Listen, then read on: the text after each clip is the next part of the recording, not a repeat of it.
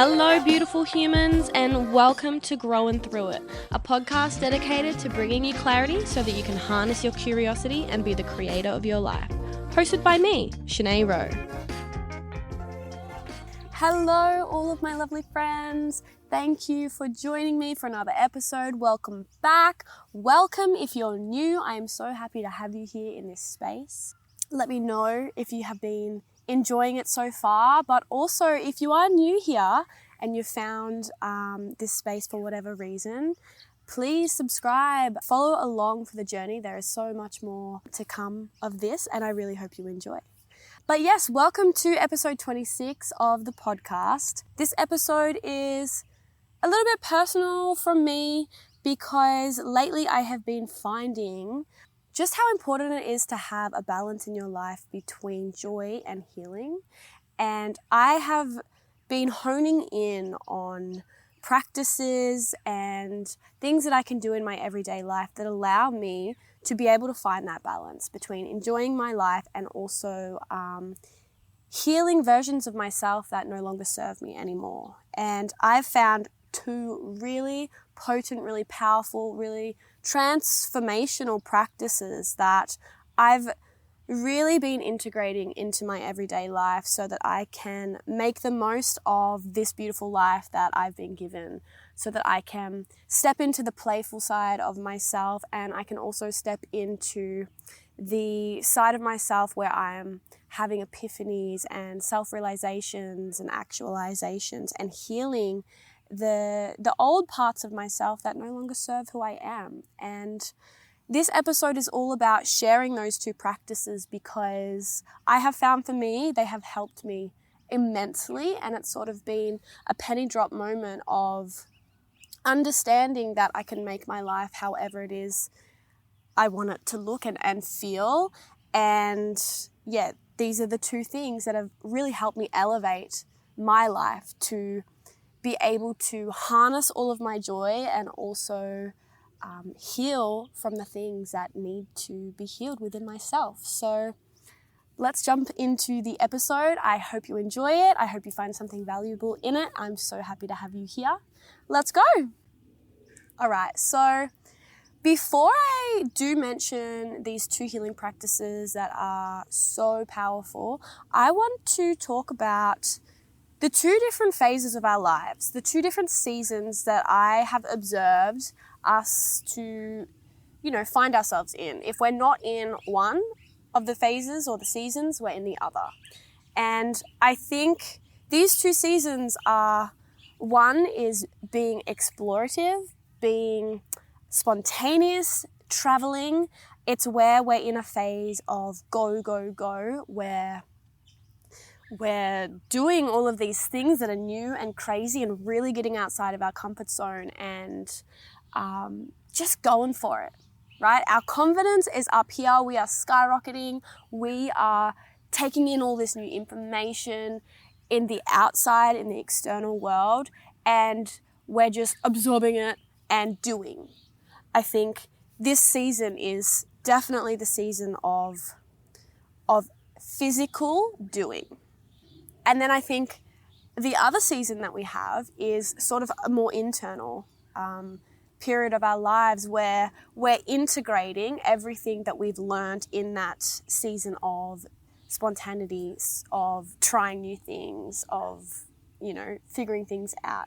It's this season of slowness, of having a lot of epiphanies about ourselves and realizations, and it's a time of reflection, and it's a time of integrating everything that we learnt from that doing phase, integrating all of that and unpacking the lessons, unpacking our blind spots where we need to heal, and realizing the parts of ourselves, our actions, our behaviors, our thought patterns that no longer serve us. So I think they're kind of the two seasons. And for me personally, at the moment, I'm definitely in this slow period of my life where I've come back from traveling, of really pushing myself outside of my comfort zone. And I'm putting my roots down. I'm sort of easing into a nice slower paced life. And with that comes a lot of time and space to reflect upon ourselves, which I think is so powerful. And it actually got me thinking the other day that, you know, a year or 2 or 3 years ago, I used to really dislike the periods of my life where I wasn't doing anything, where I wasn't planning on traveling, or where, you know, I felt like there wasn't really a point to my big life journey because everything was still and calm. And for me, that felt really uncomfortable because I was used to the chaos. And maybe you can find some sort of resonance in that as well. If you have sort of similar experiences that make you think that everything being crazy and uprooted is kind of your norm. But yeah, it's only within the last few days where I've had this moment of reflection that these periods of slowing down are actually really beautiful because they give us so many opportunities to notice things about ourselves that are working and that aren't working. And we can process a lot of things that have happened to us. A lot of, you know, past emotions and traumas and things arise and come up. And it's in these slow, peaceful periods that give us the opportunity to address them. It gives us the opportunity to pivot into new directions, to change things about ourselves, to unlearn things, and also there are opportunities for us to build upon who we already are and continue building ourselves towards the person that we're going to be. But I have also noticed in these slow periods, it can be a difficult time in the sense that it is like emotionally exhausting in a way when you're, you know, having all these self-realizations about who you are and how you act and the way you think that maybe don't align with you anymore. It can get really emotionally heavy, mentally heavy, spiritually heavy, and it is exhausting. It really is exhausting having all of these little bits of information about yourself and about your world and reality and what's real and what's not and who do I want to be and who am I and how is that self-sabotaging. Like, that's exhausting. It's really hard to constantly be in that place, especially when you're always in your mind.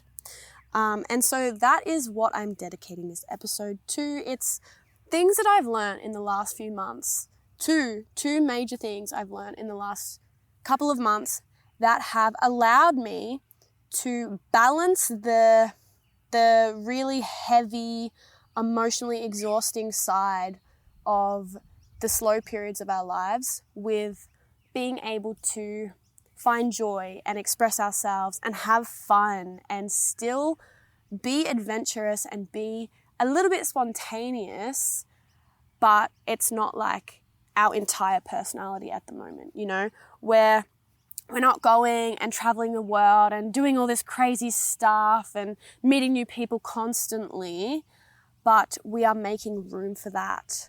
And we're also making room to integrate all of the lessons and the learnings from an old chapter, a past season of our life where we were a bit more go, go, go and do. So yeah, the first one that I found immensely helpful and transformational is journaling. And I know I've spoken about it on the podcast before, just briefly about journaling, and I have a lot to say about it. I honestly do, especially because I have been having the most trippy experiences while journaling lately.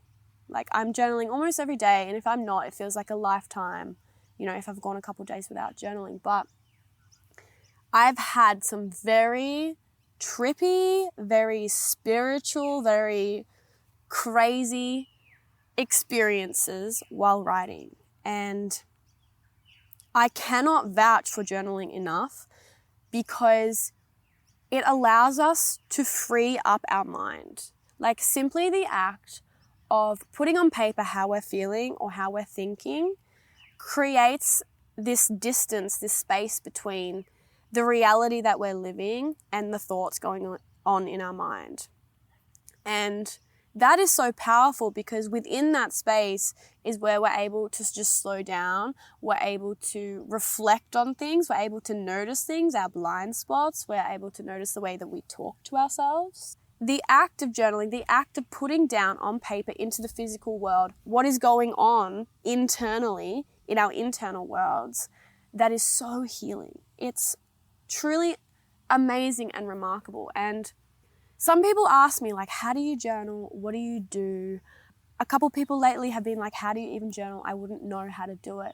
And honestly, I can't give you a straightforward answer because there are so many ways to do it. I myself journal in so many different ways, and it depends on how I'm feeling in the moment. It depends on what I'm journaling about, whether it's journaling my gratitude for being here, being alive, whether I'm journaling about an experience that I had and some things that I noticed within myself about how I acted or what I said or, the thought patterns going on, or whether it's I've had like a weird flashback and I'm journaling about past trauma and unpacking that. There are so many ways to do it.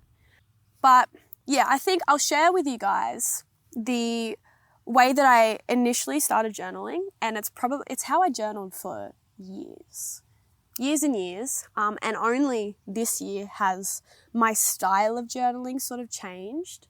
But the way that I initially got into it was like I was writing love letters to myself. I would always start with addressing myself. I would say, my beautiful darling Shanae, and then I'd speak about the emotions that I was feeling or the experiences that I was having. And I would write and I'd write, and whatever came up would come up, and then I would end it with something along the lines of, I love you so much. And then a little kind of words of inspiration, I guess, or encouragement that was somehow related to what I'd just written. So if I was like getting really deep about unpacking maybe some self-sabotaging things, I would start it and I would be like, oh, my darling girl, my beautiful Shanae, here are some things like I've been self-sabotaging, or not even like that. It'd be, I had this experience, this is what happened, and this is how I acted, and I really didn't like that about myself, and why do I keep doing that? Whatever came up, I would just write down. And that's what's so beautiful about journaling is you just write simply what is going on in your mind. Don't even overthink it. Don't think twice, just write. And then I would end it with, I love you so much, Shanae. You are so powerful. You are so beautiful. Anything that you believe you deserve is what you deserve. Like, you can go after your dreams, whatever. Like, I would always end it with some sort of like inspiring, motivational piece at the end, because that was sort of, it felt like my higher self giving my little self, my current self, advice. And I found that to be so healing and so helpful when it came to journaling, when it came to unpacking things that were going on in my life. And it was able to create a shift within myself about how I talk to myself. I think if you're new to journaling, you're probably going to notice the way that you speak to yourself, the voice in your mind and how that voice talks to you. You're going to bring that into consciousness, and it might not be pretty. It might be really hard to confront at first. But I think that's the power of journaling. You're given this opportunity to create space between your thoughts and your feelings and your reality, and you're able to use that space as a form of reflection and awareness, and then pivot. You're able to redirect, to change how you speak to yourself, change the beliefs that you have, change the ways that you self-sabotage. It's all about, journaling is all about creating space to have the awareness of ourselves, of who we are and who we want to be, of who we once were compared to who we are now. There are so many ways to go about it, and there is no right or wrong way to write, to journal. It's just what comes naturally to you. And I think the more we overthink it, the less authentic the practice actually is. And so why I think in the last a couple months I have found journaling to be such a healing practice for myself is because I've always got a pen and paper on me and I'm always jotting something down, and I'm actually giving myself permission to feel exactly how I'm feeling. That can be happy, that can be sad, that can be resentful, that can be envious, judgmental, it can be hateful. And giving myself that permission to bring into reality the thoughts that I'm having, no matter how shit they are, allows me to separate myself from my ego and take ownership for my role in my thoughts and my unconscious, and give myself permission and the opportunity to change. And that's why journaling is such a transformational practice. It's because you are giving yourself permission to feel exactly how you're feeling. You're taking away the judgment that you have on yourself for feeling the way that you do, for thinking the way that you do. You are removing your ego out of the equation, and you're giving yourself the love. You're nurturing yourself. You are appreciating the thoughts and all of the feelings that you're experiencing. You're giving yourself permission to sit in that, to get uncomfortable in that, and you're saying, hey, it's okay to feel like this. It's okay to think this, but in some way, it's actually not good for me. It's not helping me. It's not bettering me. It's not actively helping me get to where I need to go, so I'm going to change. It really is freaking amazing. And I think the more that you do journal, the more you're able to sink into parts of yourself that you had no idea even existed. You're able to remember things that happened to you in your life that are impacting you unconsciously right now in this very moment, and you're able to heal from that. You're able to get honest and real with yourself about the impact your experiences have on you in this very moment. But yeah, a couple ways that you can journal, and I'll pop some journal prompts and stuff in the description of this episode. But a couple ways you can do it, like you can draw. You can draw how you're feeling and then write random things that are attached to it. I find that is super cool. And as well, if you're a little bit of a perfectionist like me, it'll be amazing for healing that part of you, the perfectionist side of you, because you're going to pick up a pen and you journal and you're going to want to draw something spectacularly beautiful, and you're not going to, because you're probably not an artist. And then so just the act of drawing and having it not turn out the way that you are envisioning in your mind is a form of healing. Like, you can look at that drawing and be like, oh my God, that actually looks like fucking shit. And it does not look like what is in my mind when I shut my eyes. And that's so frustrating. And you can do a couple of things. You can just like fucking rip out that page. You can chuck it away and be like, nah, fuck this. I don't want to do it. You can like scribble it out and be like, oh my God, that was horrible. You can actually write that on there.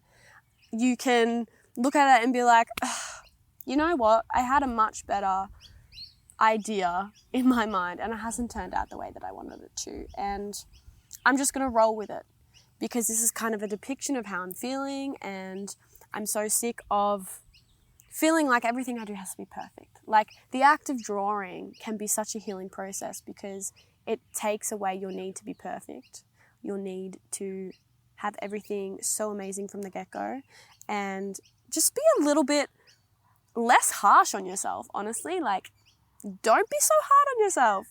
You might learn that. That's definitely what I learned through like drawing and journaling, is just like, don't think so poorly of yourself. Don't think that everything has to be perfect. Don't think that everything you do has to be like 10 out of 10 amazing stars. Like, fucking give yourself some permission to be bad at something. Like, you're allowed to. Another way you can journal I found is amazing. A little bit of poetry.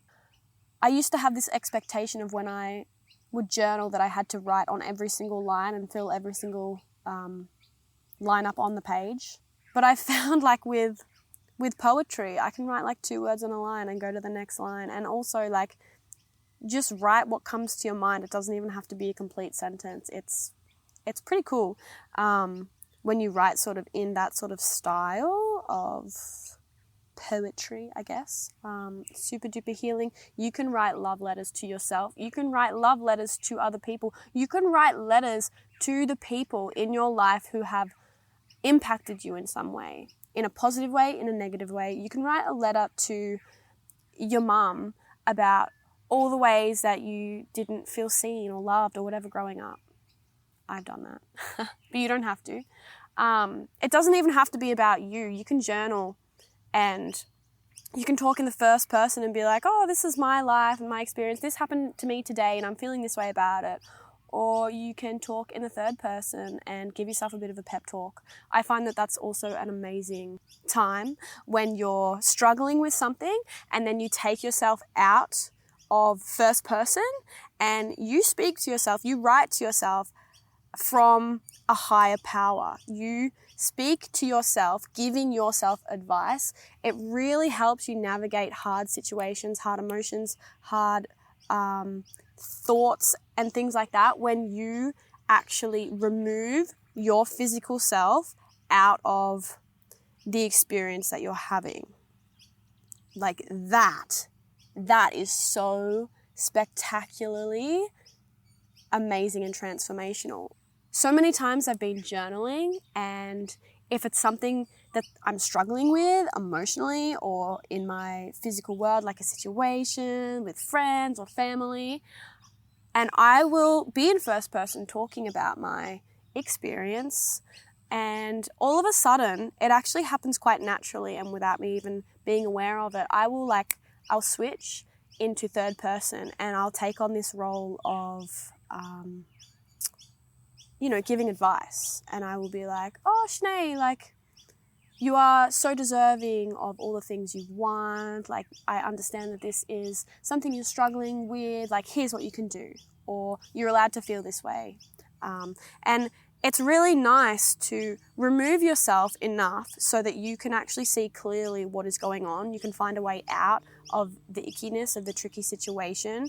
And third person, like actually talking to yourself, giving yourself a pep talk, a little bit of motivation, a little bit of inspiration, really helps you to move through tricky things. And that is such a wonderful way to work through the hard things, to upskill your life, to upskill like the quality of your thoughts. When you talk to yourself in third person, like it's information coming from something higher than you currently are. It's information coming from like a higher self somewhere in the future that like knows more than you, is wiser, is more kind, is generous, is more, beautiful in every which way. And like when you talk to yourself in third person, you're allowing all of that information to come straight to you, which I think is so amazing because it helps you get through the things that you're stuck in even quicker.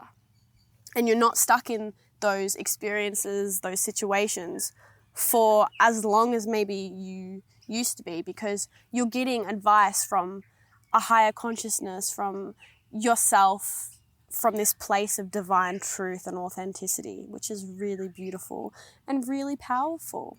So yeah, that is one of the 2 healing practices that I vouch for, that I found, like, just through living my life, I found it to be so incredible. And the second one is nature play. Oh, hello, Mr. Bird. Nature play, it's getting outside, it's being in nature, connecting to our natural world, to trees, ocean swims, creek swims, just being outside and decompressing. Like literally laying on the grass with no shoes on, with no anything on, and just fucking letting everything fall away. Letting all of our thoughts disappear, just being here in the moment, enjoying the sun, enjoying the rain.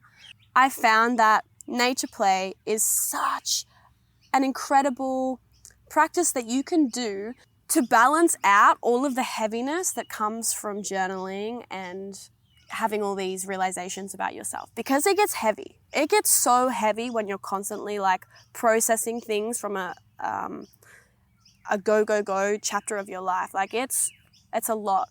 it takes a lot of emotional energy to integrate all the things you've learned, all the awareness that you're receiving about yourself. And so being out in nature, I have found, is perfect. It's the perfect balance. You get to have fun, you get to play, you get to learn how to be a kid again.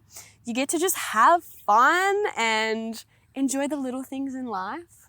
But also, like, being in nature is so incredible for our mental health, for our healing, for every part of us. You know, you literally touch a tree, give a tree a hug, and you're like, this is nice. It's so nice to connect to something that I am also a part of, you know? Going for a swim in the ocean, like who here has had like a hard day, a hard week, lots of things are going on, you're trying to navigate, and just getting in the ocean and letting the waves just carry you is so divine. It quite literally washes away all of the emotional carnage going on within us. Same thing with like freshwater swims and things like that. It's so beautiful and healing because it has the power to just detox us, to clear us, to help us relax and enjoy the moment and just be here now. And I will say, like, barefoot in nature, doing things outside with no shoes on, even better with no clothes on, it just connects us right back to like the source of the entire universe, of this divine energy that is far greater than us. Like, we connect to ourselves and to that frequency of energy by physically connecting to the earth, from walking barefoot in the grass, from laying on a rock. It's so healing and it's so much fun. And like, combine that with journaling is a recipe for absolute beauty and scrumptiousness and just freaking enjoying your life. Because, you know, I know that the idea of being even nude in nature is so foreign, and there's so much judgment that we place on ourselves because society places on us, especially being, you know, women, and our bodies are sexualized and whatever. That's a whole other episode that maybe I'll get into it another day. But to be able to actually journal the thoughts that you're having when you are being out in nature, or being weird and quirky and having fun and enjoying your life while being outside, actually being able to journal that, your thought process, is healing. Doing that in nature is healing. You're literally filling your cup as you're trying to unpack all of the turmoil going on in your mind. You know, like, it takes a lot of energy to get to the bottom of limiting beliefs and dysfunctional thought patterns, but then being in nature is literally recharging you and filling up your energy cup and healing you at the same time. So it's like journaling, healing, nature, healing, journaling in nature, double the healing, baby. It's so much fun. It is so divine. It is fucking delicious. And I encourage every single person to do it. It might come as common knowledge for some people to like get outside and be barefoot, but it's so surprising how foreign the concept is to a lot of people, especially if you weren't raised out in the countryside. You know, if you grew up, or if you're still living in like a city or something, taking your shoes off can be quite a foreign concept to do. And, you know, I remember being a kid and always judging people for walking around barefoot, because it's just like, who walks around without shoes on when we have shoes? But then even acknowledging that thought is so crazy, because it's like, why? Why are we judging people for being barefoot? Why are we judging people for just living their life, for being in nature, for being naked in nature? Like, why? We're just being humans, existing as humans did before all of this societal structuring came into play, you know? But anyways, these two things, nature play, journaling, are two very incredibly healing practices that I have found in the last few months that have allowed my life to just go above and beyond. Just tapping into myself and my thoughts and all of that.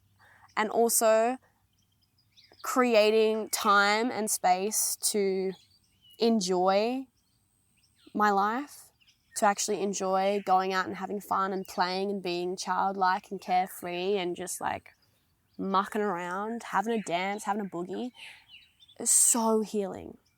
And I think these two practices complement one another so well, because I'm always reminded that we can't take life too seriously. When we take life seriously, things become, really dull, and it's so hard to find joy in our future when we take life a little bit too seriously, when we're maybe doing too much self-reflection and unpacking all of our traumas. Like, it's so important to do, but it can be a little bit too serious, a little bit too heavy. And so being able to actually have that awareness within yourself of like, hey, this is too much, and I need to take some time for myself, and I need to go out and I need to recharge all of my energy and literally ground myself in the earth, go for a swim, lay on a rock, pretend to be a lizard for a little while. Like, that is the divine balance that we can all find in our life. Like, it's different for everybody how much, you need to be outside, and the more the better, obviously. The more fun you have is amazing. But yeah, I found that when we are in these slower periods of our lives where we're doing a lot of integrating, a lot of processing, a lot of healing, journaling brings us clarity, and it allows us to integrate all the things that we've learned, all the lessons. It allows us to see our blind spots and kind of moments that we need to move through in order to get to this next version of ourselves. And then nature time reminds us of the joys in our life, the fun in simply being alive and admiring what's right in front of us. Blue skies, butterflies flying around, the bees. Where I am now, there are bees just flying around, collecting lots of little bits of pollen from some wattle trees, and it's absolutely beautiful to watch. And yeah, being out in nature, connecting to nature, allows us to just really enjoy our lives again and refuel our tank so that we can give love and just show up fully as ourselves, vulnerably, wholeheartedly, deeply, truly, madly. It's amazing. So yeah, I hope that you guys have taken something away from this episode, even if it's just about how to learn how to journal, or maybe it's a little reminder for you to get outside more, to go and play.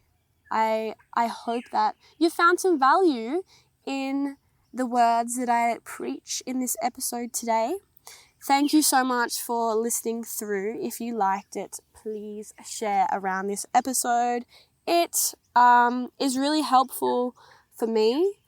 I'm still finding my feet in this whole podcasting journey, and yeah, I'm really diving into more of a creative side with podcasting and social media and things. So I'll also be uploading the video of this episode to YouTube and TikTok and things like that. So if you could go and support that, it would actually probably make me cry happy tears. But yeah, love you all. I appreciate your time and your effort and your energy and your love. I hope you are doing well and amazing wherever you are. Thank you so much for being here. But now the world is waiting for you. So get on out there and enjoy your big, beautiful life. Bye.